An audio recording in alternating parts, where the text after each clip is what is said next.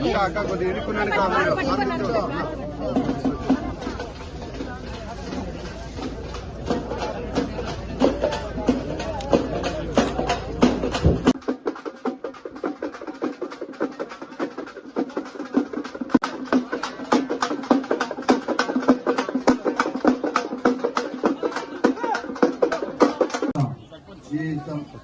Side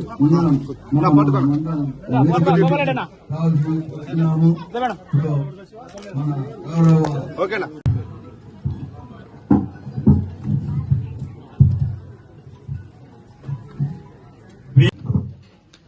వందో రోజు programme చేసుకుంటున్నాం. ఇవాళ ప్రచారానికి వచ్చాము ఊరికి, తర్వాత ఇదే రావడం. మీ అందరి సమక్షంలో ఇవాళ ఈ 100వ రోజు ప్రోగ్రాం చేసుకుంటున్నామంటే చాలా గొప్పగా ఉంది. అందులో భాగంగా మీకు ఈ 100 రోజులు ఏం జరిగాయి అనేది కొన్ని విషయాలు చెప్పాలనుకుంటున్నాను. మనకు తెలుసు, గత 5 సంవత్సరాల్లో మన ప్రభుత్వం ఎంత అప్పుల పాలైపోయిందో మనకు తెలుసు. మన రాష్ట్రం ఇప్పుడున్న అప్పులు ఉన్న భారం ప్రతి ఒక్క కుటుంబం కింద మనం కడితే, అంటే ఒక్కొక్క కుటుంబం 5 లక్షల రూపాయలు కడితే తప్ప మన రాష్ట్రానికి ఉన్న అప్పు ఏ రకంగానూ తీరదు. అంటే దానికి మళ్ళీ వడ్డీ సెపరేట్, అది అసలు లెక్కలోకి వేసుకోలేదు. అంత అప్పుల పాలై ఉంది మన రాష్ట్రం. ఇలాంటి పరిస్థితుల్లో ఎలక్షన్ కి ముందర ప్రచారం టైంలో చాలా హామీలు ఇవ్వడం జరిగింది. అందులో భాగంగా పెన్షన్ పెంచుతారు, 3,000 నుంచి 4,000 చేస్తాము అని చంద్రబాబు నాయుడు గారు చెప్పినప్పుడు చాలా మందికి డౌటే వచ్చింది, ఎలా చేస్తారు? గత 5 సంవత్సరాల్లో కూడా అదే చెప్పారు, 2,000 నుంచి 3,000 చేస్తారు. కానీ 5 ఏళ్ళు పట్టించారు, 2,250 చొప్పున పెంచుకుంటూ వచ్చారు ప్రతి సంవత్సరం. ఎలా చేస్తారు అన్నారు. కానీ చంద్రబాబు నాయుడు గారు ఆయన మాట తప్పుకోకుండా రాగానే మొదటి సంతకం అరియర్లతో సహా మొదటి నెల 7,000 ఇవ్వడం కానివ్వండి, తర్వాత 2 నెలలు కూడా గడిచిపోయి 3,000 నుంచి 4,000 పెన్షన్ తూచా తప్పకుండా ఇస్తున్నారు. అది 1వ తారీఖు, పోయిన నెల 1వ తారీఖు ఆదివారం వచ్చిందని 31వ తారీఖు ఇవ్వడం జరిగింది.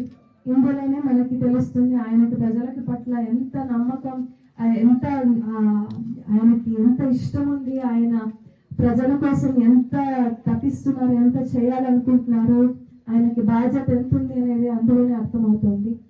164 సీట్లు వచ్చాయి ఈసారి మన టీడీపీ ప్రభుత్వానికి. దీంతో ప్రజలు ఇచ్చిన మ్యాండేట్ వల్ల మనకి సెంటర్ లో కూడా మంచి ఒక గౌరవం పెరిగిందనే చెప్పుకోవాలి. గత 5 సంవత్సరాలు ఇందాక నేను చెప్పినట్టు మనకు చెప్పుకోవడానికి ఒక రాజధాని లేకపోయింది. కానీ సెంటర్ ద్వారా ఈసారి మన అమరావతి రీస్టార్ట్ చేసి మళ్ళీ మనకి ఒక మంచి క్యాపిటల్ ఏర్పాటు చేసుకోవడానికి మనకు సెంటర్ నుంచి శాంక్షన్ అయింది అమౌంట్ 15,000 కోట్ల రూపాయలు. అసలు గత 5 సంవత్సరాల్లో ఒక్క బిల్డింగ్ కాదు కదా, కూల్చిండేదే ఉంది తప్ప ఒక్క కట్టిండేది లేదు మనకి క్యాపిటల్, స్టేట్ క్యాపిటల్ కి చెప్పుకోవడానికి. అలాంటి పరిస్థితుల్లో సెంటర్ నుంచి ఇంత హెల్ప్ రావడం అంటే మనం అందరం చేసిండే మంచి పని అనే చెప్పాలి. టీడీపీ ప్రభుత్వాన్ని ఇంత మ్యాండేట్ తో గెలిపించడం, ఉమ్మడి ప్రభుత్వాన్ని, ఉమ్మడి టీడీపీ జనసేన బీజేపీ ఉమ్మడి ప్రభుత్వాన్ని గెలిపించుకోవడం చాలా మంచిదైంది. ఇంకా ఆగిపోయిన పోలవరం ప్రాజెక్టు కూడా మళ్ళీ స్టార్ట్ అవుతుంది. దాదాపు 12,500 కోట్ల రూపాయలు సెంటర్ నుంచి దీనికి శాంక్షన్ అవ్వడం జరిగింది. అలాగే కర్నూలులో కూడా ఒక ఇండస్ట్రియల్ ఎస్టేట్ రాబోతుంది. దానికి సెంటర్ నుంచి శాంక్షన్ అయిన అమౌంట్ 25,000 కోట్ల రూపాయలు. ఇంకా మీరు చూస్తుంటారు మన గ్రామాల్లో చాలా వరకు గత 5 సంవత్సరాల్లో ఒక రోడ్డు వేసిండేది లేదు, ఒక స్ట్రీట్ లైట్ వేసిండేది లేదు, కనీసం గుంతలకు మట్టి వేసిండేది కూడా లేదు. ఇందాక అక్క కూడా చెప్పారు, ఎలాంటి ఒక అభివృద్ధి కార్యక్రమం ఎక్కడ కూడా జరగలేదు అనేది. ఈ 100 రోజుల్లో ఇంత అప్పుల పాలైన టైంలో కూడా దాదాపు 14,452 కోట్ల రూపాయలు ఈసారి పంచాయతీలకు శాంక్షన్ చేయడం జరిగింది.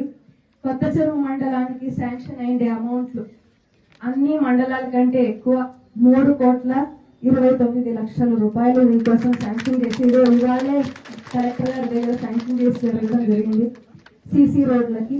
అందులో భాగంగా మొదటి సీసీ రోడ్డు, 2 సీసీ రోడ్లు శాంక్షన్ చేశారు మీర్జాపురం ఊరికి.